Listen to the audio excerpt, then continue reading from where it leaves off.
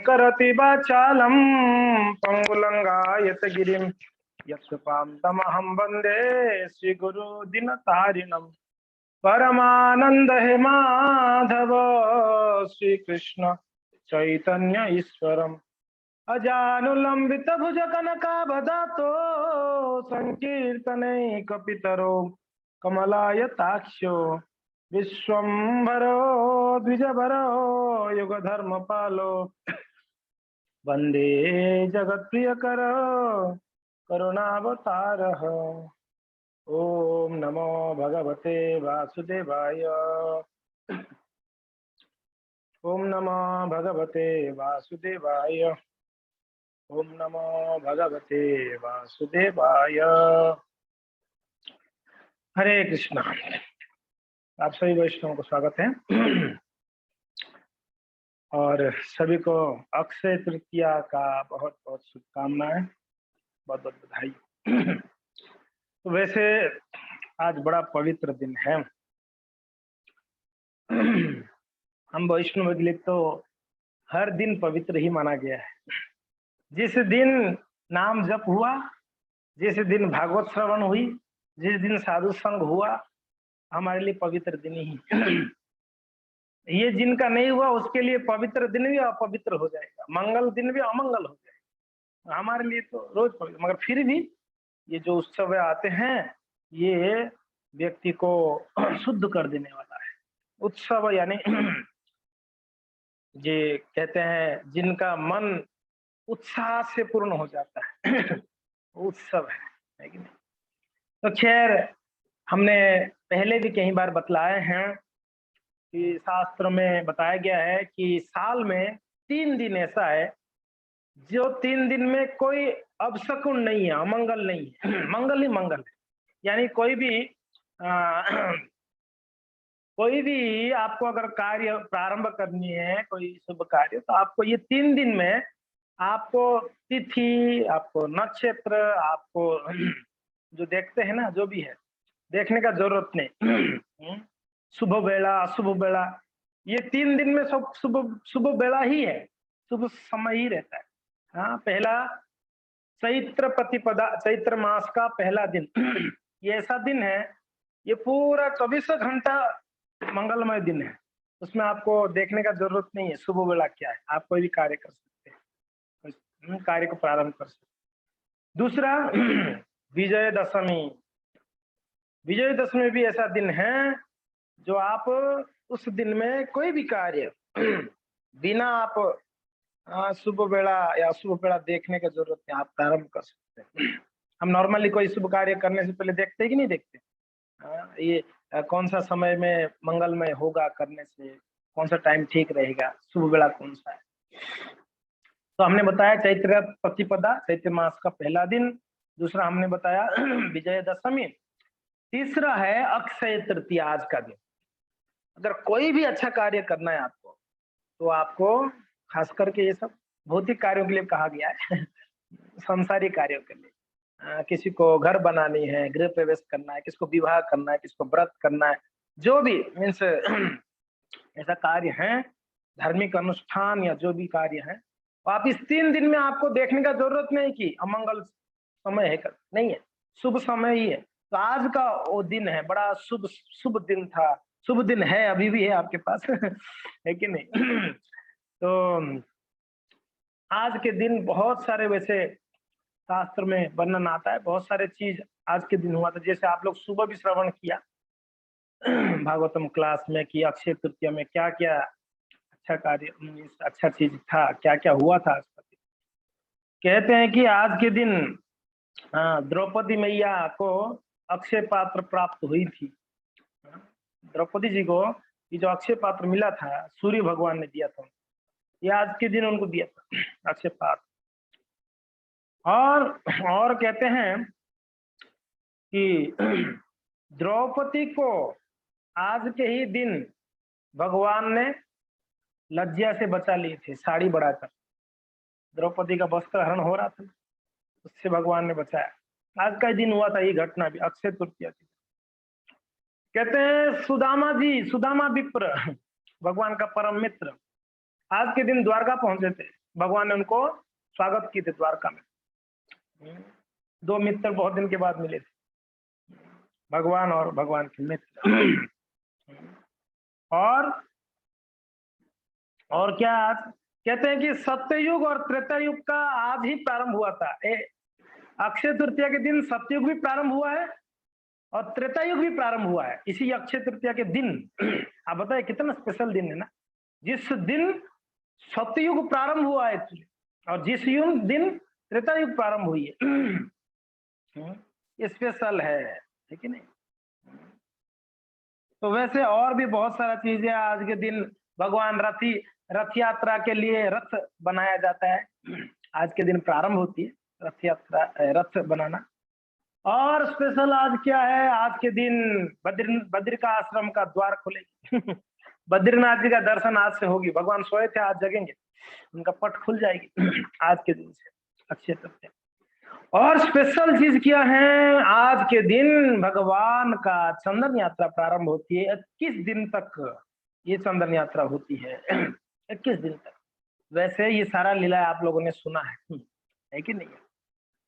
चंदन यात्रा के बारे में हमने तो कई बार चर्चा हो गई है, चैतन्य चरितामृत क्लास में चर्चा हुई है। माधवेंद्रपुरी पाद का जो प्रसंग आपने सुना है कि गोपाल जी का प्राकट्य के बाद गोपाल जी ने माधवेंद्रपुरी पाद को आदेश दिए कि हे माधवेंद्रपुरी, मेरे शरीर में अभी तक जलन खत्म नहीं हुई है। क्या करो आप जाओ मलय द्वीप से मेरे लिए चंदन लेके आओ। चंदन लाके मेरे शरीर में चंदन लेप करोगे तो शायद ही मेरा शरीर का ये जो जलन है ना वो मिटेगा। भगवान आदेश दे रहे हैं। भगवान गोपाल जी, श्रीनाथ जी, जिनको हम श्रीनाथ जी नाम दिए हैं, वो गोपाल जी हैं। पहले गोपाल जी नाम था। अब बताइए, अद्भुत ऐसा प्रसंग है ये, जिसको भगवान ने भक्त को आदेश दे रहे हैं। और भक्त वृद्ध हो चुके थे, माधवेंद्रपुरी पाद वृद्ध हो चुके थे। उन्होंने ऐसे नहीं बोला प्रभु किसी दूसरे को भेज दो ना, मैं तो देखो यही हो गया है, कहाँ मुझे फंसा रहे हो। मुझे यहाँ भजन साधन करने का सेवा दो, आपका आरती पूजा करूंगा, दूसरा किसी को आप भेज दो। नहीं, माधवेंद्रपुरी पाद ऐसे नहीं किया। भगवान ने जब आदेश दिए, अगर कोई आदेश हमको भगवान देते हैं या कोई भगवान के भक्त देते हैं तब उस आदेश को तुरंत स्वीकारना चाहिए, सामर्थ्य अगर है तो। अगर हमारे पास सामर्थ्य है, हम अगर स्वीकारते नहीं है तो क्या होता है, उसको कहेंगे ये लेजी पर्सन है या आलसी है। ठीक है। सामर्थ्य नहीं होने के बाद भी स्वीकारते हैं, उसको कहते हैं उत्साह भक्त है, उत्साही है ये बहुत। कभी कभी हम कुछ चीज हमारा सामर्थ्य से परे कुछ चीज कर बैठते हैं। होता है ऐसे, आप लोग का भी अनुभव हुआ होगा। कुछ ऐसा कार्य जो हमारे सामर्थ्य के नहीं, हमारा बुद्धि के परे था, हमारा शक्ति के परे था, हमारा धन के परे था, हमसे हो गया। गुरु वैष्णव का आदेश पालन करने गया तो हो गया। कैसे संभव हुआ? आप देखा होगा कभी कभी दिसंबर महीना में गीता वितरण समय में हम सोचते हैं 5 होगा 10 होगा, हमारा गीता कितना होगा, हम कितना वितरण कर सकते। मगर गुरु वैष्णव का आदेश हम मानकर जब दृढ़ता से करते हैं तो कितना हो जाती है, 30 हो जाती है, कभी 35, कभी 100 गीता हम लोगों ने डिस्ट्रीब्यूट कर लेते हैं। ये अद्भुत कार्य कैसे हो जाती है? गुरु वैष्णव की कृपा से, भगवत कृपा से। इसके लिए कभी अगर कोई वैष्णव से भगवान से तो आदेश डायरेक्टली मिलेगा ही नहीं। हमारे जैसे बद्ध जीवों को भगवान थोड़ी आके बोलेंगे हरि बोल, मायापुर वासी जागो जागो, नींद से उठा के बोलेंगे जाओ मेरे लिए चंदन लेके आओ। हमारे जैसे पापी को भगवान नहीं बोलेंगे, इतने पापी हैं। मगर हाँ, भगवान ने भक्तों के द्वारा बुलवाते हैं कभी कभी। मगर हम लोग दुर्भाग्य क्या है हमारा, हम ठुकरा देते हैं, ठुकरा देते हैं, कुछ ना कुछ बहाना से उससे बचना चाहते। अगर कोई भक्त हमको कुछ सेवा दे रहे हैं तो हम बच के कहां जाएंगे? सेवा से बचना मीन्स आप फंसना है। सेवा से जो बचना चाहता है वो संसार में फंसता है, समझ में आ रहा है? जो संसार से बचना चाहता है वो सेवा में फंसेगा। सिंपल बात है। आप सेवा से फंसोगे तो कहां गिरोगे? माया में गिरोगे, संसार में गिरोगे। और अगर आप माया से बचकर संतों की शरण में रहकर अगर बात मानोगे तो आप भगवान के भजन में लग जाओगे, भक्ति में लगोगे, सेवा में लगोगे। तो खैर भक्तों, ये प्रसंग हम लोगों ने सुना है। माधवेंद्र पाद ने भगवान से आदेश लेकर चलते चलते भक्तों, ऐसे प्रसंगों को बार बार सुननी चाहिए। क्या होता है, ऐसे प्रसंग जो हम बार बार सुनते हैं ना, हमारे मन में जो सोया हुआ उत्साह है ना, वो जग जाएगा। अरे माधवेंद्र पाद इतना एज में वृद्ध समय पर चल के निकल गए वृंदावन से, गोवर्धन जी से चल चल के आगे कहां तक, उड़ीसा तक आगे। आप बताइए, वृंदावन से उड़ीसा कितना दूर, आप देख लो। चल के आगे वृद्ध महाशय।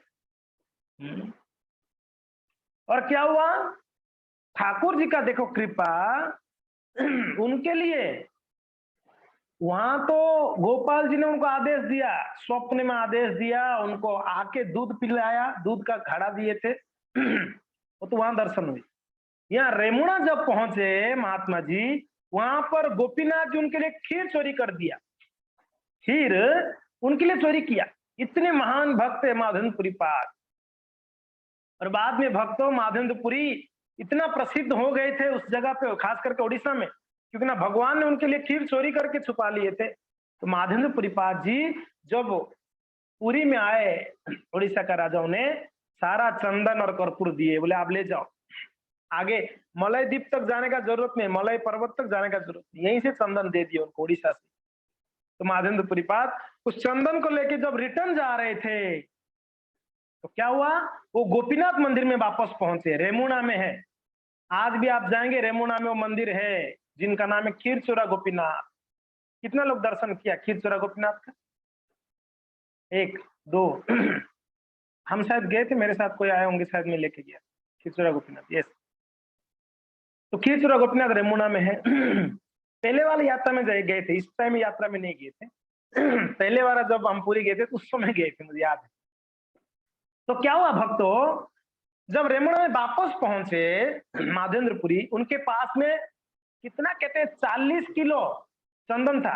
कितना किलो? 40 किलो चंदन और कर्पूर था। और जब उस जगह पे पहुंचे, वहां के भक्त लोग बड़ा प्रेम से उनको सत्कार किए, क्योंकि ना भगवान ने उनके लिए चोरी किए थे खीर, प्रसिद्ध थे ये। महान भक्त भगवान के। तो माधवेंद्रपुरी पाद, मैंने डिटेल्स में ये कथा नहीं बता रहा हूँ, क्योंकि ना मुझे और कुछ कथा बतानी है। इसके लिए जो नहीं सुने होंगे उनको थोड़ा पकड़ में नहीं आएगा ये कथा, मगर फिर भी मैं मेन टॉपिक में जा रहा हूँ कि ये चंदन यात्रा क्या है, कैसे शुरू हुआ, वो मैं बताना चाह रहा था। इसलिए मैं पूरा हिस्ट्री नहीं बता रहा, ये ऑलरेडी चर्चा हुआ है। तो माधवेंद्रपुरी जब रेमुणा वापस पहुंचे, तो क्या हुआ, वहां पर रात को रुके, बोले आज रात को रुकूंगा, ठाकुर जी का दर्शन करूंगा, जो ठाकुर जी मेरे लिए खीर चोरी किए हैं। रात को रुके, और रात को रुके तो गोपीनाथ जी वापस सपने में आए माधवेंद्रपुरी पास। आके क्या बोल रहे हैं, हे माधवेंद्रपुरी, सॉरी गोपाल जी सपने में आए, मैं गलत बोला, गोपीनाथ जी के मंदिर में थे ये। गोपाल जी रात को सपने में आके कहते हैं कि माधवेंद्रपुरी आप इतना दूर चल के मत आओ, इतना भारी लेकर चंदन, आप उड़ीसा से वापस इतना दूर आओगे तो अभी एक काम करो, वो चंदन को आप वहां गोपीनाथ जी के शरीर पे चढ़ा दो। उनके शरीर पे आप लेपन कर लेना, चंदन को घिसकर उनके शरीर पे लगा देना, तो मुझे ठंडक मिल जाएगी यहाँ पर। क्योंकि ना गोपीनाथ में मेरे में कोई अंतर नहीं, गोपाल में गोपीनाथ में क्या अंतर है, दोनों ही कृष्ण है। नाम अलग अलग है, इनका नाम गोपाल है, उनका नाम गोपीनाथ है, बाकी है तो कृष्ण ही है। तो भगवान का आदेश सुनकर सुबह माधवेंद्रपुरी सारे पुजारियों को बुलाए मंदिर के, उनको बोले मेरे गोपाल जी का आदेश है, गोपीनाथ जी को चंदन लेप करना है। पुजारी लोग सुन के गदगद हो गए, आहा हा प्रभु, क्या लीला है ठाकुर जी का, हमने कभी जिंदगी में भगवान को इतना चंदन नहीं लगाया, मगर आज गोपाल जी का आदेश है तो हमारा गोपीनाथ जी चंदन से सजेंगे। तो क्या किए, उस चंदन को घिसे भक्त लोगों ने अपने हाथों से। 40 किलो चंदन था, तो एक दिन में तो खत्म होने वाला नहीं था। चंदन कर्पूर को घिसकर भगवान गोपीनाथ जी के पूरा शरीर पे लेप लगाए बढ़िया से। तो ये चंदन जो है, एक दिन नहीं, 2 दिन नहीं, 3 दिन नहीं, 4 दिन नहीं, 21 दिनों तक ये चंदन को घिस कर लगाया गया भगवान को, तब जाके खत्म हुआ, 21 दिन तक चला। चंदन के साथ साथ कर्पूर भी था।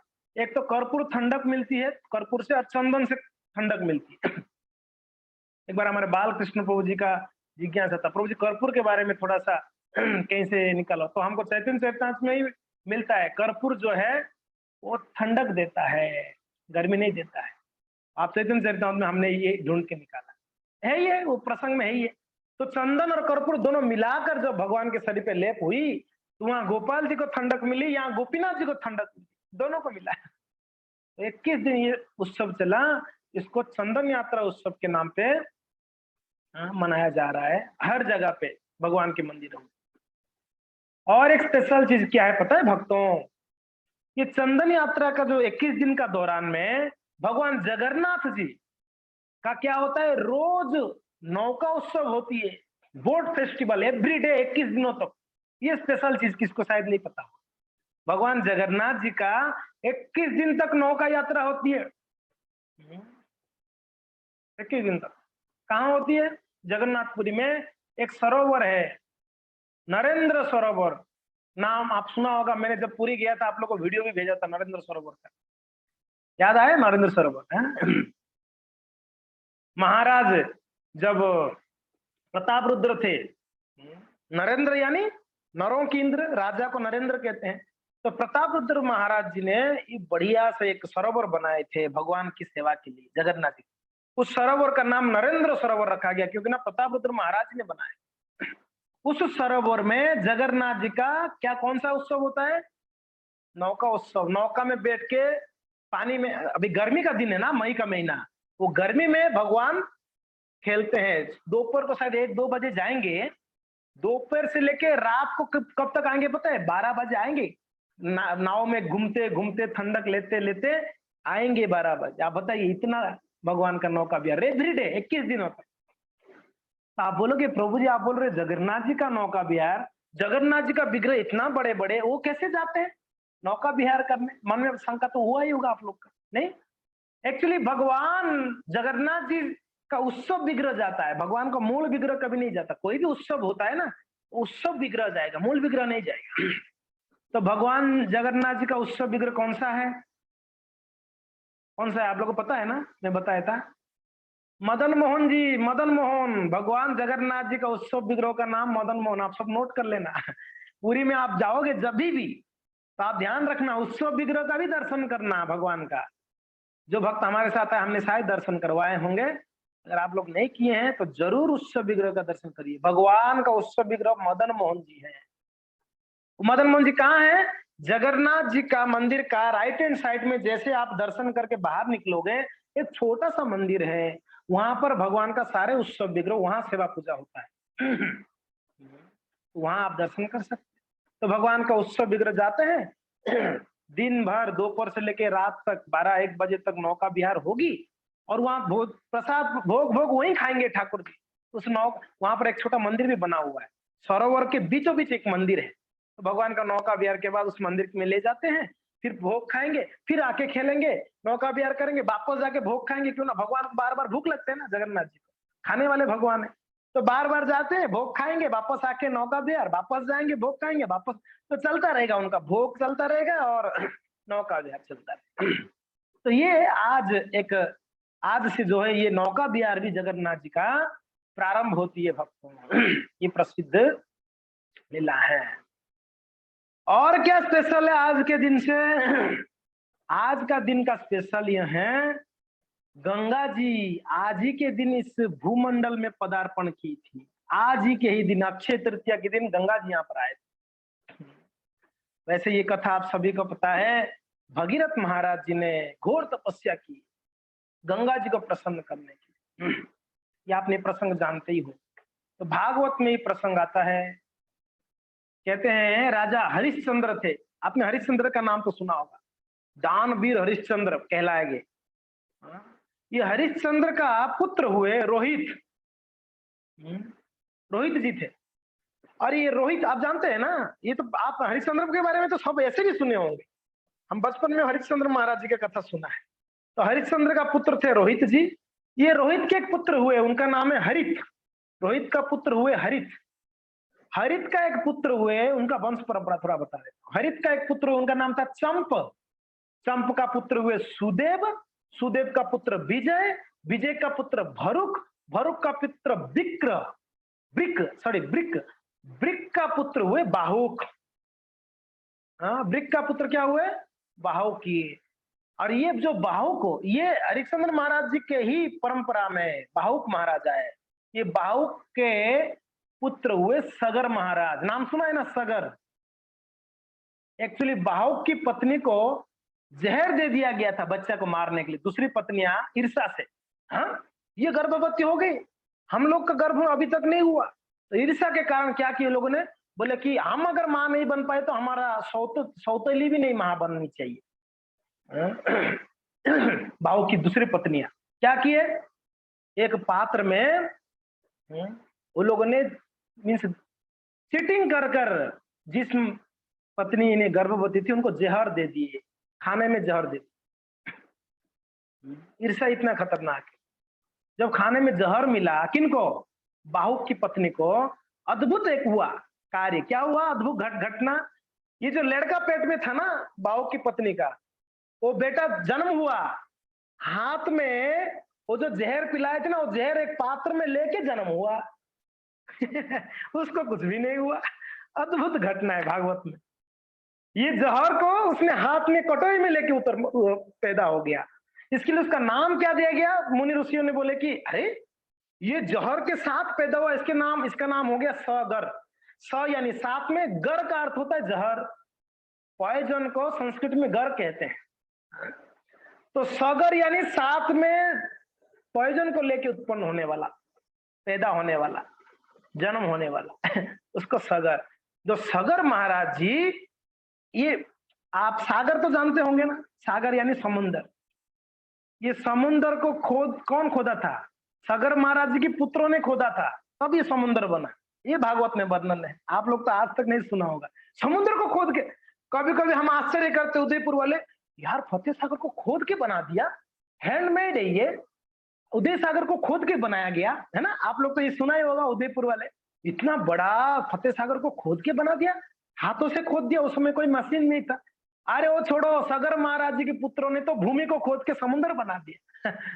आप बताइए, अद्भुत है। सागर हुआ तभी उनका वो मीन्स उस जलाशय का नाम सागर पड़ा, क्योंकि ना सगर महाराज के पुत्रों ने खोद के सागर बनाए। तो जो सगर महाराज जी के जो मुख्य पुत्र हुए ना, उन मुख्य पुत्रों ने एक दिन उन लोगों ने कपिल देव को, ये क्रिकेट स्टार कपिल देव नहीं, कपिल मुनि, भगवान कपिल देव, उनको दर्शन करने के लिए ये लोग घर से निकले।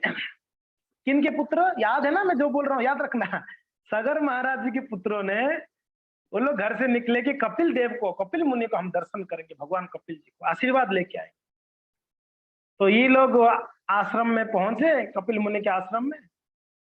कपिल मुनि जी को किसी ने, कुछ और बदमाश लोगों ने उनका जो ध्यान को भंग किए। कपिल मुनि क्रोध से आंख खोले तो गलती से सगर महाराज के पुत्र सामने थे और इनके क्रोध से वो लोग भस्म। कपिल मुनि के क्रोध से सगर महाराज के पुत्र भस्म हो गए वहीं पर। और कपिल मुनि को भी पता नहीं चला कि कौन थे सामने, वो उनको भी नहीं पता चला। अभी ये जो सगर महाराज जी की पहले पत्नी के जो पुत्र थे वो तो भस्म हो गए, दूसरी पत्नी की एक पुत्र हुआ। कौन, उनका नाम, उनका दूसरी पत्नी का नाम था केसिनी। ये थोड़ा सा हिस्ट्री है, आप याद नहीं कर पाएंगे, बस सुन के आनंद लीजिए। तो सगर महाराज की एक दूसरी पत्नी थी, उनका नाम था केसिनी। उसके गर्भ से एक पुत्र हुआ जिनका नाम था असमंजस्य। ये असमंजस्य यानी कुछ समझ में नहीं आ रहा था ये लड़का क्या करता था, कभी क्या करता था, कभी क्या बोलता था, कभी क्या, इसलिए उसका नाम दे दिया गया असमंजस्य। इसको समझ नहीं पाएगा कोई भाई। ये असमंजस्य का एक पुत्र हुआ आगे, उसका नाम पड़ा अंशुमान। ध्यान से सुनो, सगर महाराज जी का दूसरी पत्नी थी केसिनी, पहला पत्नी के पुत्र तो खत्म हो गए, भस्म हो गए, वो स्टोरी वहीं पर रखना। जो कपिल मुनि के क्रोध से भस्म हो गए। दूसरी पत्नी जो केसिनी थी, उनके पुत्र हुए असमंजस्य, और ये असमंजस्य का पुत्र हुआ अंशुमान। अंशुमान के पुत्र हुए आगे जाके दिलीप। ठीक है, और ये अंशुमान, असमंजस्य तो छोड़ दो, वो तो ऐसे उसको समझ में नहीं आ रहा था उसका कार्यकलाप। तो उसके जो पुत्र अंशुमान हुए ना, उनको पता चला कि अरे मेरे जो पूर्वज हुए सगर महाराज जी के, यानी मेरे क्या क्या बोलते, पिताजी के पिता, दादाजी के पुत्र, यानी कौन होंगे, उनके पिताजी के भाई होंगे ना सब। तो एक प्रकार के उनके चाचा वगैरह, अरे मेरे चाचा वगैरह सब हाँ, भस्म हो गए। उनका उद्धार के लिए प्रयत्न किया, अंशुमान वगैरह, कुछ नहीं हो पाया, उनका उद्धार नहीं हो पाए। दिलीप, अंशुमान के पुत्र हुआ दिलीप। दिलीप जी प्रयास किए बहुत, दिलीप जी का नाम तो सुना ही होगा ना। दिलीप जी बहुत प्रयत्न किए, उनसे भी कुछ नहीं हुआ। अभी दिलीप जी का पुत्र हुए भगीरथ महाराज।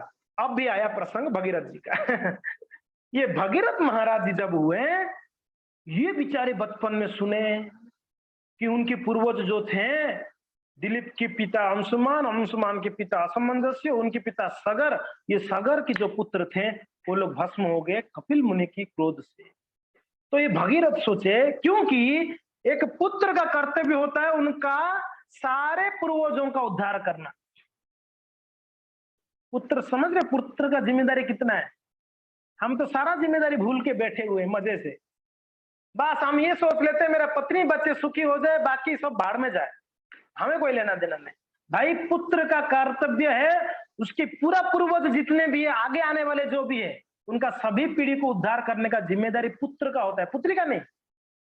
पुत्री होते को सब खुश हो रहे हैं, भव्या खुश हो रही है, मेरा कोई जिम्मेदारी नहीं है। पुत्रों का ही जिम्मेदारी है, पुत्रियों का। अरे पुत्रियों का बहुत बड़ा जिम्मेदारी है माताओं का। ये माता जो होती है, कन्या जो होती है, ये दो कुल का उद्धार कर देती है, दो कुल को ठीक कर देती है, मिला देती है। एक नहीं, पुत्र तो चलो एक ही कुल को उद्धार करेगा। ये पुत्री जो होता है दो कुल में, पति का कुल जिनसे विवाह करती है वो, और ये माता का कुल, ये दोनों कुल को मिलाकर ये चलेगी। और दोनों लोगों का दोनों जगह पे जो संबंध है ना, ये बना के रखती है पुत्री। खैर आज की बात नहीं कर रहा, आज तो तोड़ देती है संबंध, मगर ऐसा था भाई हमारा संस्कार। पुत्री यानी ये दोनों, माता का परिवार, माता पिता का परिवार, सास ससुर का परिवार, ये दोनों परिवार को साथ में ले लेके चलेगी। कहीं झगड़ा होने नहीं देगी। झगड़ा थोड़ा भी हुआ तो ये सुलटा देगी। ये कन्या का काम है, ये समझ जाओ जिम्मेदारी, बहुत बड़ा जिम्मेदारी है माता है। और पुत्रों का काम क्या है, उनका पूर्व पीढ़ी, आगे वाला आने वाला पीढ़ी, सबका जिम्मेदारी उनको उद्धार करने का। इसके लिए अभी भगीरथ महाराज जी सोचे, मेरे पूर्वज लोग भाई बिना मतलब का ही भस्म हो गए, कोई मतलब ही कोई ऐसा कार्य ही नहीं किया मेरे पूर्वज, फिर भी भस्म हो गए, उनका तो उद्धार होनी चाहिए ना। भस्म मीन्स पता है ना, जमीन, वही भस्म होके जमीन में मिल गए, वो जमीन में पड़े, कहाँ गए पता ही नहीं। तो उनका उद्धार करने के लिए भगीरथ जी महाराज जी ने पूछे, संत महात्माओं को सबको पूछने लगे, भाई बताओ क्या करना है मेरे पूर्वज लोग। तो सब लोगों ने बोले, देखो भाई पूर्वजों का कल्याण करना चाहते हो, उपाय तो एक ही है। क्या है भाई, अगर भगवान का चरण धुला हुआ गंगा जी प्रकट हो जाए ना, तब आपकी पूर्वज लोगों को उनके स्पर्श में ही उद्धार हो जाएगी, स्पर्श से ही। गंगा जी इतनी पवित्र है, भगवान को चरण को धुलते हुए आई है। भाई गंगा जी कहाँ मिलेंगे, अभी गंगा जी कहाँ मिलेंगे, आप तपस्या करो। गंगा जी प्रकट जरूर हुए हैं, मगर ऊपर की लोकों में रह गए, नीचे नहीं आने दे रहे हैं लोग। गंगा जी, भगवान जब ना ब्राह्मण बन के आए, छोटा ब्राह्मण ब्रह्मचारी बने थे, आप लोग को याद होगा प्रसंग, बलि बामन की कथा। बामन महाराज, बामन देव, भगवान बामन देव की जय। बलि महाराज जी का जो यज्ञ हो रहा था, वो बलि महाराज जी के ही एक्चुअली देवताओं का प्रार्थना था भगवान को कि भाई बलि महाराज जी असुर कुल में है, वो हमारा देवलोक को बार बार चढ़ावा करते हैं, आप कुछ करके उनका यज्ञ बंद कराओ। अश्वमेध यज्ञ कर रहे हैं, सवा यज्ञ हो जाएगा ना, वो मीन्स क्या कहते हैं, ऑफिशियली इंद्र बन सकते हैं, ऑफिशियली। आप लोग भी बन सकते हो इंद्र, 100 अश्वमेध यज्ञ कर लो घर पे बैठकर, आप इंद्र बन जाओ। बोले प्रभु जी खाने का चीज है, अश्वमेध यज्ञ करना, वो भी 100 अश्वमेध यज्ञ। बहुत कठिन है ना, कलयुग में तो अश्वमेध यज्ञ संभव ही नहीं। तो खैर भक्तों, भगवान की प्रार्थना के बाद भगवान ने बोले ठीक है, बलि महाराज तो मेरा भक्त है। अरे महाजन में बलि जी का नाम आता है जी, बलि जी का नाम महाजन में आता है। 12 महाजनों में बलिर बैया सखी अयम। 12 महाजन आप लोग सुना है ना, लास्ट टाइम मैंने बताया था। बलि बैया सखी अयम, बलि महाराज जी एक महाजन है, भगवान के परम भक्त है। तो बलि जी का यज्ञ को रोकने के लिए ठाकुर जी क्या किए, एक ब्रह्मचारी रूप लेके आए आगे। और जैसे ही ब्रह्मचारी को देखे, बलि महाराज जी ने उनको स्वागत किया, लाओ महाराज आओ, पवित्र हो गया हमारा तो स्थान, बताओ क्या चाहिए, हम प्रसन्न हैं, आप हमारे द्वार पे आए, खाली हाथ नहीं जाना है, हमारा यज्ञ हो रही, यज्ञ पूरा तब होगी, कोई संत आते हैं उनको दान दक्षिणा देनी चाहिए, आप मांगो क्या चाहिए। बोले कि भाई मेरे मुझे कुछ नहीं चाहिए। बोले नहीं नहीं कुछ तो मांगो, ऐसे कैसे जाओगे खाली हाथ, घर पे कोई आता है वो भी संत महात्माओं को खाली हाथ कभी मत भेजना, कुछ ना कुछ देनी चाहिए। कोई अगर संत आ गया आपके घर, कोई भी क्यों ना हो, महात्मा कोई भी आ गया आपके द्वार पर, उनको कुछ तो दे दो, कोई फल दे दो, कोई जल दे दो, कुछ तो दो उनको, दक्षिणा दे दो आपके सामर्थ्य के अनुसार। खाली हाथ गृहस्थ के द्वार से कोई संत जाना नहीं चाहिए, गया तो उस गृहस्थ का घर बर्बाद हो जाती है। वो साथ नहीं देता है, मगर शास्त्र में वर्णन है गृहस्थ का घर तब पवित्र होता है जब कोई संत आके उनसे प्रसन्न होके गया, वहां संत महात्मा जब आए। अब ये तो ब्रह्मचारी थे जी, हाँ, ब्रह्मचारी और सन्यासी इतने पवित्र होते हैं, वो कहीं पर चरण रखते हैं उस जगह पवित्र हो जाती है, उस स्थान पवित्र हो जाता है, वो वातावरण ही शुद्ध हो जाती है। हमारे जैसे ब्रह्मचारी नहीं, वो शुद्ध ब्रह्मचारियों का बात किया जाता है। तो ये ब्रह्मचारी और सन्यासियों का शक्ति। तो अभी भगवान ही ब्रह्मचारी बन के आए भाई, भगवान तो ऐसे ही सर्व अमंगल हरे, सारे अमंगल को हरने वाले भगवान है, और वो ब्रह्मचारी बन के आए। तो खैर भक्तों, बलि महाराज जी ने वामन देव को कहे कुछ तो मांगिए प्रभु। बोले चल आप कुछ देना ही चाहते हो तो प्रतिज्ञा करो, वचन लो भाई, आप दोगे कि नहीं दोगे। बोले ये क्या बात होगी, मैं इतना बड़ा राजा हूं, आप वो शंका है। बोले नहीं नहीं शंका कुछ नहीं है, देना है तो आप प्रतिज्ञा करना चाहिए। बोले ठीक है भाई, वचन ले लिए पानी लेकर, वचन लेके बोले कि मैं सत्य बोल रहा हूं, जो आप मांगोगे मैं आपको देने को तैयार हूं। और भगवान ने बोले 3 कदम जमीन दे देना बेटा। बस, हाँ बस, 3 कदम जमीन प्रॉमिस दिलाकर अब 3 कदम जमीन मांग रहे, और कुछ मांग लेते, अरे मैं चाहता पूरा राज्य मांग सकता हूँ, मैं दे सकता। बोले नहीं नहीं मैं ब्रह्मचारी, मुझे राज्य क्या चाहिए। आईफोन तो एक मांग लेते कम से कम। बोले आईफोन में क्या करना है, अरे कम से कम लैपटॉप तो ले जाते यार, मुझे आईफोन लैपटॉप क्या करना है प्रभु, भजन करना है, ब्रह्मचारी का काम क्या है। हाँ? ब्रह्मचारी गुरुकुले बसंदातो गुरु हितम, भागवत में वर्णन है, ब्रह्मचारी का काम एक ही है, गुरुकुल में रहकर गुरु के हित के लिए कार्य करना। गुरु का हित क्या है, गुरु जो बोले प्रचार करो तो प्रचार करना, गुरु बोले चलो ठाकुर जी का सेवा करो, सेवा करना, गुरु जी बोले चलो टॉयलेट साफ करो, टॉयलेट साफ, गुरु के हित के लिए करना है, गुरु जो बोलते हैं वो ब्रह्मचारी है। ब्रह्मचारी यानी स्वतंत्र नहीं हो गया, सब छोड़ के आए तो स्वतंत्र, मनमानी कुछ भी करेगा, ना ना ना, ऐसे बंधन नहीं है शास्त्र में। ब्रह्मचारी यानी गुरु के आदेश में कार्य करे, भगवान का सेवा करे। तो खैर भगवान ने बोले कि भैया मुझे कुछ भी नहीं चाहिए, बस आपने 3 कदम जमीन दे दो, मैं इससे प्रसन्न हूँ। 3 कदम जमीन में क्या करोगे, बस एक जगह हो जाए वहां बैठ के भजन करूंगा। 3 कदम जमीन कितना होता है, छोटा सा होता है, भजन करूंगा। धोखे में आ गए महाराज बलि, ये बेचारे सोचे नहीं थे कि इतना बड़ा धोखा होगा उनके साथ। वो तो बोले ठीक है चलो, प्रतिज्ञा करने के बाद भगवान ने अभी बोले चलो ठीक है माप के ले जाओ। अब भगवान ने मापना शुरू किया, प्रारंभ किए, 1 कदम से भगवान ने नीचे की सारा माप लिए, पूरा नीचे का लोक जितना था, ये भूमंडल हो लेकर अतल सुतल तरातल रसातल पाताल, नीचे का 7 लोक मापा ठाकुर जी ने 1 कदम में। बलि महाराज जी तो अब्बा कब्बा होके, जैसे हमारा कविता माता जी गाल पे हाथ देके बैठी ऐसे बैठ गए हो, ये क्या कर रहे हैं भैया यार, ये तो चीटिंग है। ये बोला 3 कदम जमीन चाहिए, ये 1 कदम में पूरा नीचे के सारे लोग माप लिया, 7 लोग। अभी दूसरा कदम में क्या मापेगा पता नहीं, और दूसरा कदम में ठाकुर जी क्या किए, ऊपर की ओर मापने लगे।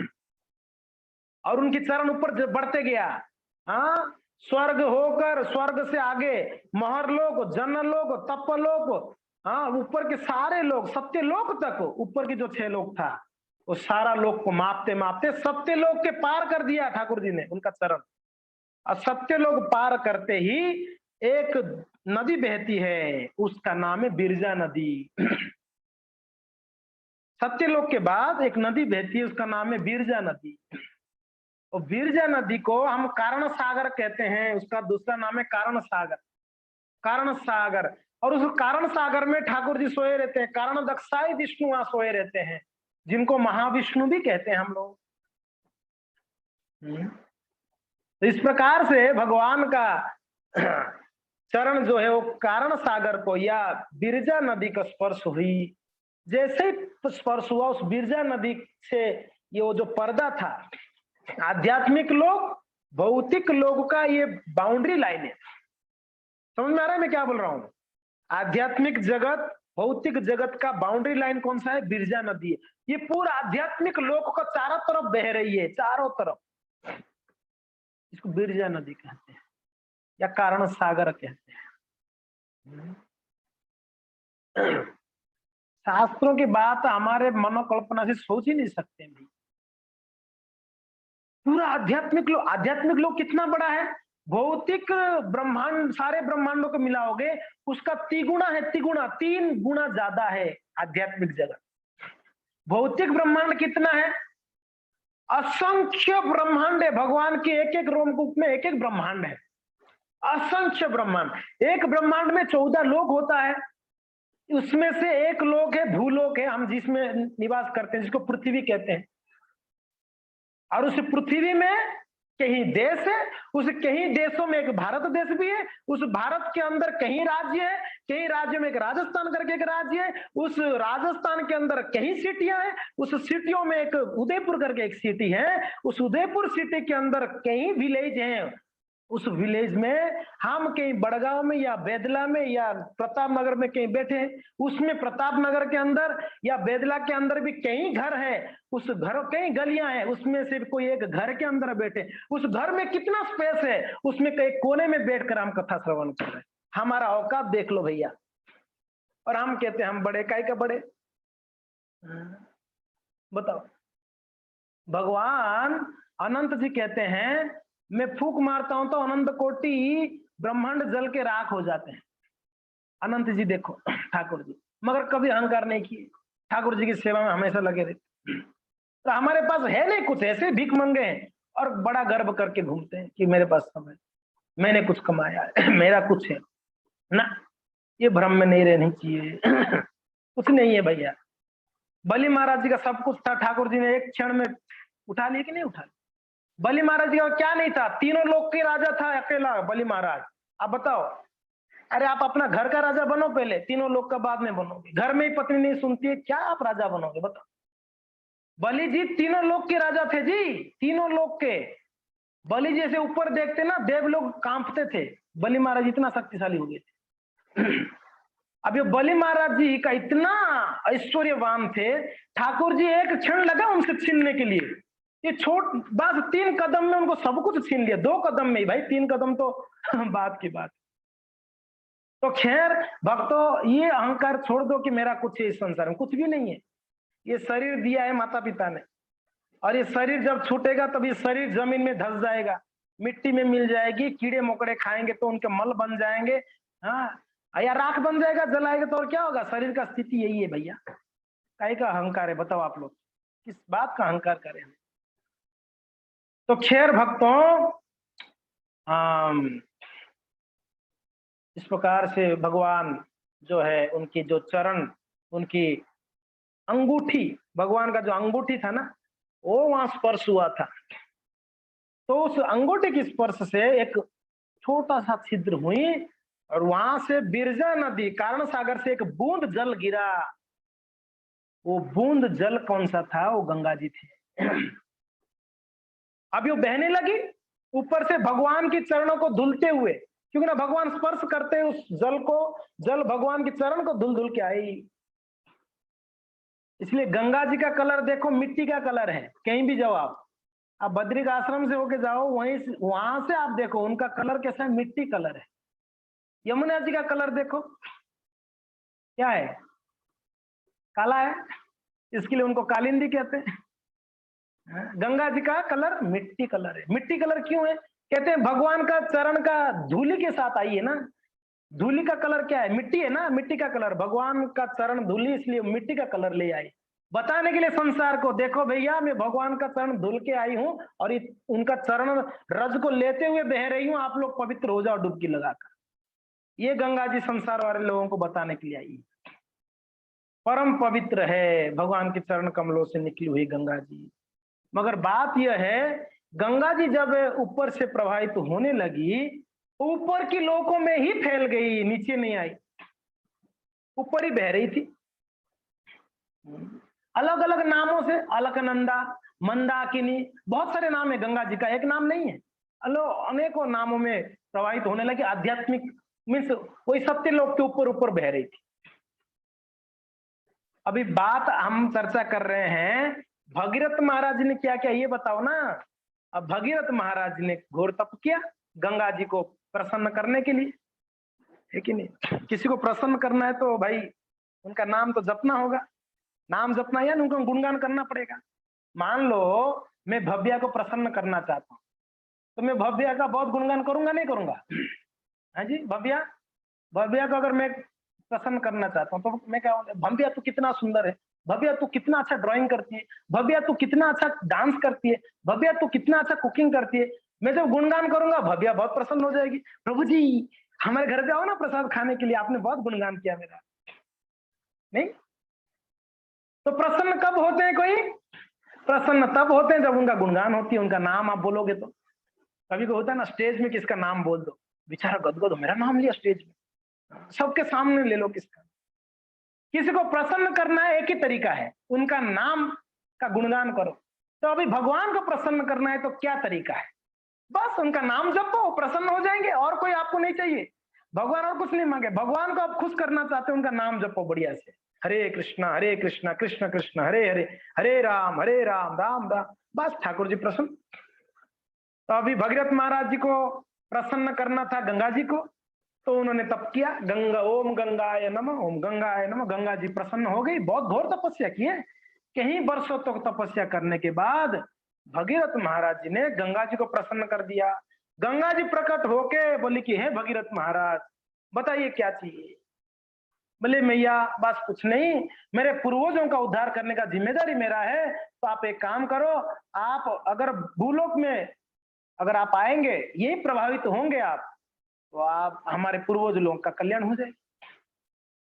अभी गंगा जी तो प्रसन्न थी, अभी कोई प्रसन्न होगा उस समय आपने कुछ मांगोगे तो मना नहीं कर पाएगा। समझ में आ रहा है? सही बात है ना? अगर कुछ मांगोगे उस समय, उसका कोई प्रिय चीज भी होगा, मांगोगे तो बेचारा मना करने के लिए हिचकिचाएगा, अरे इतना प्रसन्न हो गया अभी मना कैसे करो। सही बात है। अभी गंगा जी प्रसन्न थी, मना नहीं कर पा रही थी, चलो ठीक है आप बुला रहे तो, मगर प्रॉब्लम कुछ है। बोले क्या प्रॉब्लम है? बोले देखो पहले प्रॉब्लम ये है, मैं आऊंगी ना, मैं इतना तेजी से आऊंगी, मुझे धारण करने के लिए शक्ति भूदेवी के पास नहीं है, मैं तो भूदेवी को फाड़ कर नीचे पाताल की ओर चली जाऊंगी, आपका कोई फायदा नहीं होने वाला है। गंगा जी कहें कि आपका कोई फायदा नहीं होगा, मैं आऊंगा भी तो, आऊंगी भी तो, क्योंकि मुझे धारण नहीं कर पाएगी भूदेवी, मैं इतना तेजी होगा मेरा, भयंकर तेजी से आऊंगी मैं। तो चलो एक प्रॉब्लम तो चलो ठीक है, इसका सॉल्यूशन निकालते हैं। मैंने दूसरा एक प्रॉब्लम है मेरा, क्या है? मान लो आप कुछ करके अगर मुझे प्रोवाइड मीन्स भूलोक में मैं बहने लगूंगी, मान लो, तो मेरे अंदर आके सब स्नान करेंगे, डुबकी लगाएंगे, तो मैं पापी बन जाऊंगी, सब लोग पाप छोड़ के चले जाएंगे मेरे अंदर। तब उसका क्या है? मैं नहीं आना चाहती हूँ, मेरे अंदर सब पाप धुल के जाएंगे, मैं पापी बन जाऊंगी। तो दो समस्या, इस दो का हल करोगे तो मैं आऊंगी। तो भगीरथ जी बोले चलो ठीक है। महादेव जी को जाके प्रार्थना किए, हे भगवान आप ही क्वालिफाइड हो गंगा जी को धारण करने के लिए। महादेव जी क्यों मना करे भाई? भगवान का चरणामृत को सर पे धारण करने का मौका मिला तो वो क्यों मना करेंगे? भगवान का परम भक्त है तो पहले ही मना कर दी। बोलते बोले कि बिल्कुल मंजूर है मुझे, बुलाओ मैं धारण करूंगा मेरे सर पे। तो फिर गंगा जी को बुलाए, तो गंगा जी बोले दूसरा प्रॉब्लम? बोले कि मैया दूसरा प्रॉब्लम का सॉल्यूशन ये है, भगवान ने भी आश्वासन दिए। बोले कि आप जो प्रभावित हो गए, आपके अंदर कोई आके स्नान करते हैं पापी, 101% उनका पाप धुल जाएगा, 101%, इसमें कोई दो राय नहीं है। देख लो, जो पापी तापी जितना भी हो, जाके डुबकी लगा के आ जाओ। खैर ऐसे भजन करने के बाद तो कोई पाप रहता ही नहीं, सारा ऐसे ही धुल जाए। मगर फिर भी अगर अवसर प्राप्त हो तो गंगा जी में डुबकी लगानी चाहिए हमको। पवित्र है भैया, अरे भक्ति प्राप्त करा देगी गंगा जी। पाप छोड़ दो, भक्ति देने वाली भगवान का चरणामृत है ना, और क्या है। तो खैर मैया आप चिंता ना करो, पापी लोग आके पाप जरूर आप में धुल के जाएंगे, मगर जब संत महापुरुष आएंगे आपके अंदर डुबकी लगाएंगे, वो संत लोग आपका अंदर का सारा पाप को वो लोग धुल देंगे। तो इसके लिए आप डोंट वरी, चिंता ना करो। इसलिए कहते हैं तीर्थी कुर्वन्ति तीर्थाणी, तीर्थ को भी तीर्थ बनाने वाले, पवित्र बनाने वाले वो है संत महापुरुष है, भगवत भक्त है। भगवान की भक्त का महिमा देख लो, जो तीर्थ को भी पवित्र कर सकते हैं। अद्भुत वर्णन है संतों का, ये है भक्त। इसलिए एक महात्मा कहते हैं, गंगार परस होइले पाश्चात्य पावन, और दर्शन पवित्र करो यही तुम्हारा गुण। अरे भैया, गंगा में डुबकी लगाओगे या उनको स्पर्श करोगे तब पाप धुलेगी ना। संतों को तो दर्शन कर लो, आपका पाप धुल जाएगा। दर्शन पवित्र करो यही तुम्हारा गुण, ये संतों का महिमा है। तो खैर भक्तों, गंगा मैया जब प्रवाहित होने लगी, इतना तेजी से वो पूरा फैल गई थी। ऐसा नहीं कि वो ऐसा एक धार होके आई, पूरा फैल के आई, पूरा फैली हुई थी। तो महादेव जी क्या किए, उनकी जटाओं को पूरा फैला दिए, पूरा ऊपर के लोक में फैलाकर गंगा जी को पूरा अपनी जटा में बांधकर उसको समेट लिए अपने सर पे। भगीरथ जी बोले, गंगा जी अभी तक नहीं आए, क्या हो गया।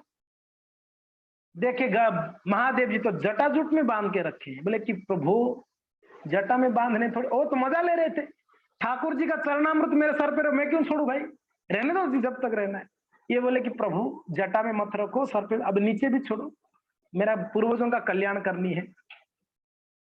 तो महादेव जी बोले ठीक है, वो तो मैंने इसलिए रख लिया कि रास्ता दिखाएगा कौन, आप रास्ता दिखाओ हो जाएंगे। बोले ठीक है। तो भगीरथ महाराज जी बोले, मैं आगे आगे चलता हूँ, हे गंगा मैया आप मेरे पीछे पीछे चलो, क्योंकि ना कहाँ होके बहना है, कपिल मुनि की आश्रम होके बहना है, क्योंकि ना वहीं पर मेरा पूर्वज लोग भस्म हुए हैं, वहीं से गुजरोगे तो ही तो उनका ये होगा कल्याण। तो गंगा जी को फिर भगीरथ महाराज जी आह्वान कर कर आगे आगे चले और गंगा जी उनके पीछे पीछे चले। ठीक है, गंगा जी उनके पीछे पीछे। एक मिनट, मेरा दूसरा एक क्लास और टाइम क्या देख लेता हूँ, क्या टाइम दिया इसमें। अच्छा ठीक है, 8:30, कोई टेंशन। सो गंगा जी आए और वही कपिल मुनि की आश्रम होके जब गंगा जी गुजरी, तो जो उनके पूर्वज लोग वहां पर भस्म हुए थे, किनके पुत्र थे वो सगर महाराज जी के पुत्र थे, सगर जी के पुत्र थे ना। और सगर महाराज जी के जो भी पुत्र थे, वो सभी लोग वहां पर सब अपना दिव्य रूप धारण किए। गंगा जी के स्पर्श होते ही उस भूमि से गया, जब वो भूमि से प्रकट होने लगे और एक एक जन करके गंगा जी को प्रार्थना करके भगवत धाम चलने लगे। गंगा जी के स्पर्श से सबका कल्याण हो गया। भगीरथ महाराज बड़े प्रसन्न हुए, चलो मेरे पूर्व। और भगीरथ की कृपा देखो, भगीरथ जी की कृपा से सिर्फ उनके पूर्वज तक का तो कल्याण हुई, आज करोड़ों करोड़ों जीवों का कल्याण हो रही है उनकी वजह से, गंगा जी की स्पर्श से, गंगा जी के दर्शन से। इसलिए कहते हैं गंगा जी का दर्शन, गंगा जी का स्पर्शन, दर्शन करो या स्पर्श करो, और या उनका पान करो, उनको या पान करो, दर्शन करो या स्पर्श करो या पान करो, कुछ भी करो, गंगा जी आपको पवित्र करने वाला है। ये गंगा जी का महिमा है। तो गंगा जी का इस प्रकार से प्राकट्य हुई। तो आज के दिन गंगा जी आए थे, इसके लिए हमने थोड़ा सा गंगा जी का महिमा वर्णन किया। एक विशेष कथा है, मगर समय कम है। आज भगवान परशुराम जी का प्राकट्य दिन है। एक अद्भुत अवतार है ठाकुर जी का, अद्भुत अवतार, क्षत्रिय के रूप में प्रकट हुए। तो भगवान परशुराम जी का प्राकट्य सुनना चाहेंगे कि नहीं सुनना चाहेंगे? सुनना चाहेंगे पक्का? चलो ठीक है, थोड़ा थोड़ा 15-20 मिनट रुक जाना, मेरा 8:30 दूसरा क्लास है। कोई अमेरिका में क्लास है तो ये लोग 8:30 बजे टाइम दिया। तो परशुराम जी महाराज का प्राकट्य कैसे हुआ, थोड़ा सा हम चर्चा करते। थोड़ा सा आपको ना कान को थोड़ा खुला अच्छे से रखना पड़ेगा, ये थोड़ा कॉम्प्लिकेटेड प्रसंग है। थोड़ा सा तो आपको उनका परंपरा सुन, जैसे आपने इनका सुना ना सगर महाराज जी के बारे में, ऐसा इनका थोड़ा प्रसंग। तो वैसे परशुराम महाराज जी भृगु वंश में आए, भृगु वंश में पधारे। तो महाराज गाधी, भागवत में वर्णन आप उसके अच्छे से और पढ़ सकते हो। गाधी महाराज जी थे, ये महान पराक्रम सम्राट थे गाधी महाराज। गाधी, ये गाधी के जो पुत्र हुए आपने सुना होगा, क्या उनका नाम है, विश्वामित्र महाराज। गाधी के ही पुत्र हुए ना विश्वामित्र, गाधी पुत्र, गाधी नंदन कहते हैं विश्वामित्र को, गाधी नंदन। विश्वामित्र तक प्रश्न को साइड कर दो क्योंकि ना हमारा चर्चा का विषय नहीं है विश्वामित्र का। गाधी महाराज की एक पुत्री थी, उनका नाम था सत्यवती। ये प्रसंग चर्चा का विषय हमारा, ध्यान से सुनना। महाराज गाधी का पुत्र थे वो विश्वामित्र थे, और पुत्री जो थी उनका नाम था सत्यवती। और सत्यवती बड़े सुंदर थी, बड़ा गुणवान थी। तो एक ब्रह्मर्षि थे उस समय, उनका नाम था रुचिक। क्या नाम था? रुचिक। रुचिक करके एक ब्रह्मर्षि थे। ब्रह्मर्षि जानते हैं ना, ब्रह्मर्षि होते हैं, राजर्षि और से महर्षि होते हैं। ब्रह्मर्षि यानी ब्रह्मा की पद प्राप्त करने वाले ब्रह्मर्षि। ब्रह्मलोक में जो ऋषियां हैं वैसे कह सकते ब्रह्मर्षि, बड़े उच्च कोटि के महर्षि लोग हैं। तो ये ब्रह्मर्षि रुचिक जो है, उनकी पुत्री को देखे, गाधी की पुत्री को, बड़ा सुंदर थी। और गाधी तो क्षत्रिय थे, ध्यान से सुनना, गाधी क्षत्रिय थे, क्षत्रिय नंदिनी थी वो सत्यवती। और ये तो ब्रह्मर्षि थे यानी तो ब्राह्मण थे, मगर इनका इच्छा हुआ कि सत्यवती से विवाह करना। तो ये प्रस्ताव लेके गए गाधी महाराज जी के पास, बोले कि महाराज आपकी बेटी मुझे पसंद आए, मुझे विवाह करनी है। अभी गाधी महाराज बोले कि भाई ये तो ब्रह्मर्षि है, ये मेरे कन्या को स्वीकार करने का तो योग्य नहीं है, ये तो भाई ब्राह्मण है, हम तो क्षत्रिय है, ये योग्य नहीं है।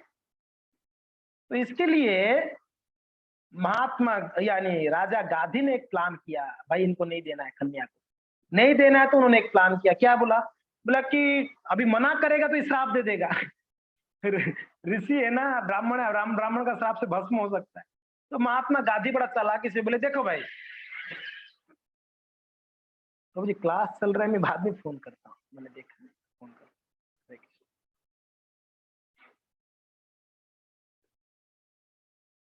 तो गाधी ने बोला कि देखो रुचिक जी, आपको मेरे कन्या से अगर विवाह करना है तो आपको दहेज देनी पड़ेगी। हम क्षत्रिय लोग तो दहेज लेते हैं। दहेज? हाँ क्या देना है बताओ। दहेज, दहेज में ज्यादा कुछ नहीं, 1000 एकदम सफेद घोड़े चाहिए मुझे। आप बताओ, कन्या विवाह करते हैं तो उनको दहेज देनी चाहिए ना। भाई जो विवाह करेगा वो क्यों दहेज देगा?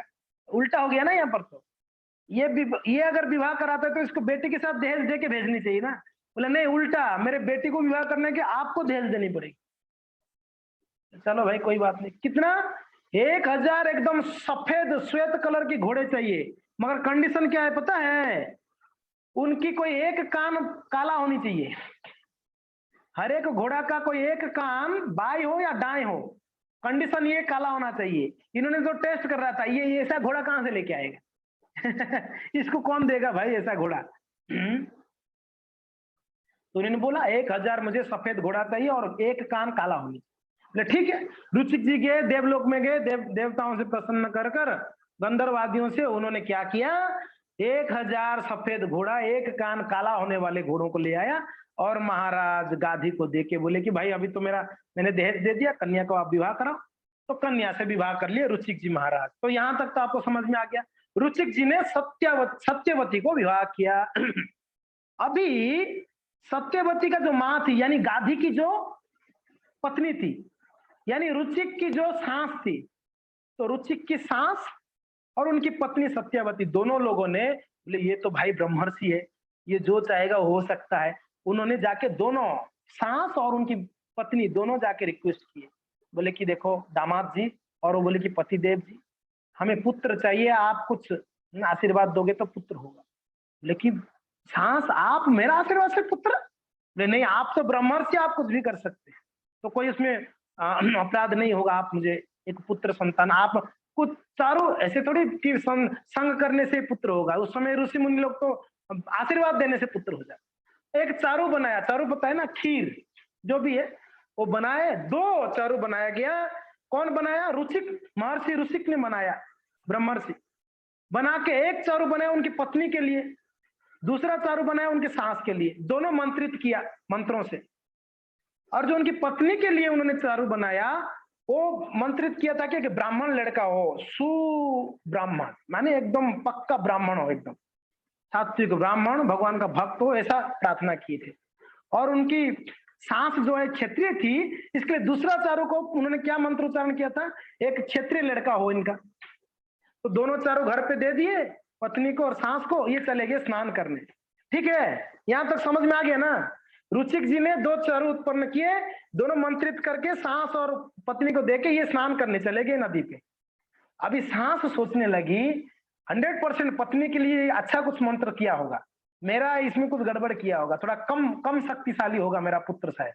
तो उसने क्या की, पुत्री को जाके बोले कि बेटी, बात एक ही है, दोनों चारू ये, तू मेरा चारू ले ला, तेरा चारू मुझे दे दे, वो जो मंत्रित होके जो दिए थे। अब बेटी माँ की बात मना नहीं कर पाई, अपने चोरू को उसको दे दिया, उनके चोरू को ये ले ली, और दोनों ने चोरू को खा लिया। चोरू समझ में आया ना? जो भी मंत्रित होके जो खीर या जो भी है उसको कहते हैं चोरू। जैसे भगवान रामचंद्र के टाइम पे दशरथ महाराज जी ने को ब्राह्मणों ने यज्ञ करके उनको चोरू दिया था, 4 भाग करके दिए थे, जो भी आपने जानते हैं ना। वैसे ही आपने सुना होगा वो जो गोकर्ण महाराज जी का कैसे जन्म हुआ, एक फल मंत्रित करके दे दिया उस महात्मा जी ने, वैसे ही ये एक चोरू था। अभी जब ये रुचिक जी घर पे आए, उनको पता चला, चोरू अदला बदली कर दिया माँ बेटी ने। इसको आया बड़ा गुस्सा, बड़े क्रोध में, अब सास को कुछ बोल नहीं सकते हैं, पत्नी के पास जाके एकदम क्रोध करने लगे। तो क्या किया ये? अरे इतना नीच हो गए, मैंने मंत्रित किया था ब्राह्मण पुत्र के लिए, आपने उसको आपकी माँ को दे दिया। और क्रोध में एक प्रकार के श्राप दे, बोले कि पता है तेरे को क्या होगा? एक भयंकर पुत्र तेरा होगा, क्षत्रिय होगा तेरा पुत्र, और पूरा संसार में तबाही मचाएगा, देखना। क्रोध होकर रुचिक मुनि ने सत्यावती को गुस्से से एक प्रकार का श्राप दिए। और पहले मंत्रित भी किए थे, मगर साथ में श्राप भी क्या दे दिए, ये बड़ा खतरनाक होगा, पूरा तहलका मचाएगा दुनिया में। अभी पत्नी होती है ना, वो चिकनी चुकनी बातों में पति को फंसाना जानती है, कैसे इसको फंसा रहा है। वो बेचारी थोड़ा प्रेम से बोल कर, देखो इतना तो कठोर दंड मत दो, हमारा बेटा इतना तो खतरनाक नहीं होना चाहिए, प्लीज प्लीज दया करो करके पति को थोड़ा रिक्वेस्ट की। तो पति थोड़ा पिघल गया, चलो ठीक है भाई, पत्नी है रिक्वेस्ट करे, चलो कोई बात नहीं, आपका बेटा ब्राह्मण होगा, मगर आपका बेटा का बेटा यानी हमारा बेटा का बेटा जो होगा वो क्षत्रिय होगा, बड़ा भयंकर होगा। समझ में आया? यहां तक नहीं कि नहीं समझ में आया? नहीं समझ में आया? पत्नी को बोले चलो ठीक है, अपना बेटा जो होगा वो ब्राह्मण होगा, मगर उनका जो पुत्र होगा, बेटा का जो बेटा होगा ना, वो क्षत्रिय होगा, और वो तबाही मचाएगा संसार में। ये उन्होंने आशीर्वाद दिए। कौन? रुचिक जी महाराज जी सत्यवती को। यहां तक समझ में आ गया आपको कथा? अभी सत्यवती जो थी ना, वो पुत्र को जन्म दी, उनका पुत्र का नाम क्या पड़ गया? जमदाग्नि। क्या नाम है उनका? जमदाग्नि। बड़ा शुद्ध ब्राह्मण हुए जमदाग्नि महाराज। अभी सत्यवती पुत्र को जन्म देने के बाद उन्होंने विरक्त होकर घर से वो कहाँ चली गई? वो तो एक नदी ही बन गई, सत्यवती ने एक नदी बनी, वो नदी का नाम बना कौशिकी नदी, रिवर कौशिकी, नाम सुना ही होगा। ये सत्यवती ही नदी बन गई थी, कौशिकी, कौशिकी ये नदी है, कौशिकी नदी बन गए। तो ये सत्यवती का प्रसंग, रुचिक का प्रसंग है। अभी क्या उनका नाम है? जमदग्नि। ये जमदग्नि जो है एक परम महात्मा थे, एकदम पक्का ब्राह्मण थे, बड़ा सम दम तपो शौचम शांति आर्जव एवच, सारे ब्राह्मणों का गुण में परिपूर्ण। ये जमदग्नि विवाह किए महाराज रेणुका का पुत्र, रेणु का पुत्र रेणुका को। महाराज एक रेणु थे, एक ब्राह्मण, उनका पुत्री थी रेणुका। इस रेणुका का विवाह किए जमदग्नि। ठीक है, जमदग्नि और रेणुका के गर्भ से अनेकों पुत्र उत्पन्न हुए। उसमें जो छोटा लड़का था उनका नाम पड़ा परशुराम भगवान। जय हो परशुराम भगवान की जय। तो परशुराम जी का प्राकट्य हुआ जमदग्नि और रेणुका के गर्भ से। और भी कई पुत्र हुए उनके, ब्राह्मण पुत्र, मगर ये छोटा वाला क्षत्रिय गुण वाला था, क्योंकि ना वो श्रापित था ना, इसलिए क्षत्रिय बना। अभी इनका जन्म हो गया परशुराम जी का।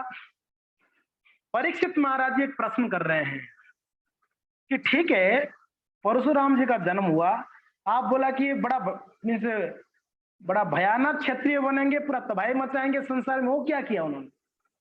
तो सुखदेव गोस्वामी कहते हैं भागवत में कि उन्होंने पूरा संसार में 21 बार सारे क्षत्रियों को वध किया। 21 बार, एक दो बार नहीं, 21 बार पूरा संसार में घूमकर सारे क्षत्रियों को नाश किया, 21 बार मारा।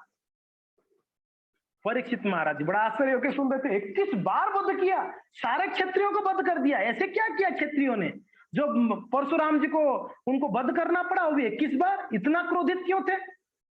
इसका उत्तर सुनने के लिए आप लोगों को वापस नेक्स्ट क्लास में आना पड़ेगा। हरे कृष्णा। ये प्रश्न का उत्तर बड़ा सुंदर देते हैं सुखदेव गोस्वामी भागवत में। आपको नेक्स्ट क्लास, अभी हम बता नहीं सकते नेक्स्ट क्लास कब होगा, मगर ये हम आपको मैसेज ही करेंगे ग्रुप में, आप उस क्लास में आएंगे तो आप ये श्रवण करेंगे क्यों इतना क्रोधित क्यों हुए थे परशुराम, और क्या क्या किए उन्होंने, किन किन को मारा,